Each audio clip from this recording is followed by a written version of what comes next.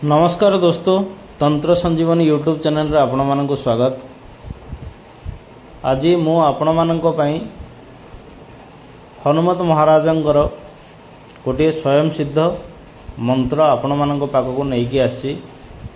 ए मंत्र द्वारा आपण कौन कौन लाभ मिलिबो तार जानकारी आपण को दूची। एटा खास करिकी हमर जो नवजात शिशु बेबी छोट छुआ मानक पई बहुत भल काम आसे एवं गर्भवती महिला मानक जो आमर माता बहन गर्भवती होती से मानक पई भी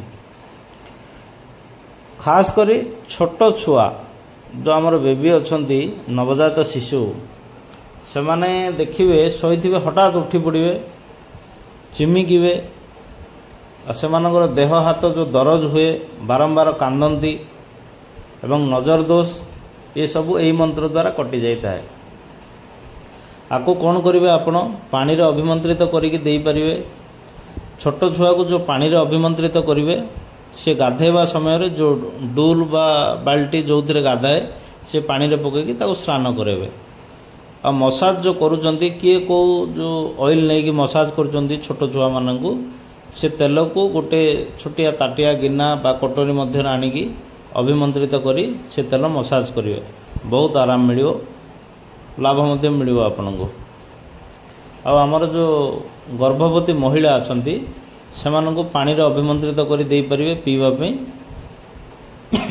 बा एमती भी झाड़फूँक करें।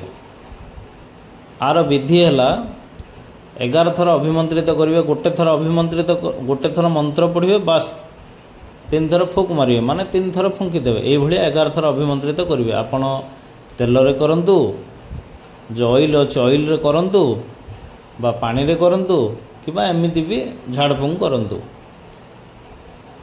आशा करुच्ची ये भिडियोटी आपण मानकु भल लगी।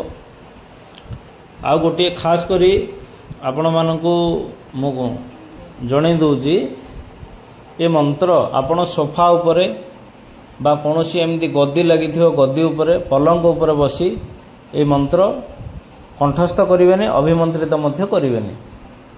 आपण का पाई करंतु बा निजर जेकोसी घर सदस्य पाई जो छोट छुआ पाई निजे आपण मंत्र स्वयं सिद्ध कौन सी टेंशन नहीं। आपण देखी देखिकी भी ये मंत्र जदि अभिमंत्रित करेंगे ना आपण 100% सियोर आपण काम हो।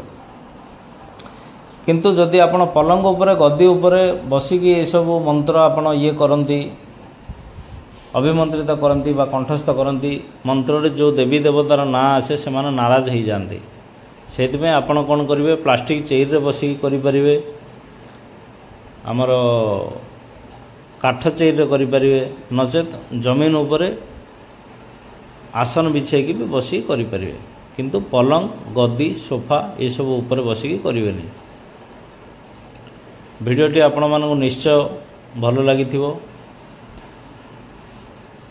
आमर चैनल को सब्सक्राइब करंतु, लाइक करंतु, शेयर करंतु। पुणी देखा आगामी भिडियो रे। जय मां मातंगी। हर हर महादेव।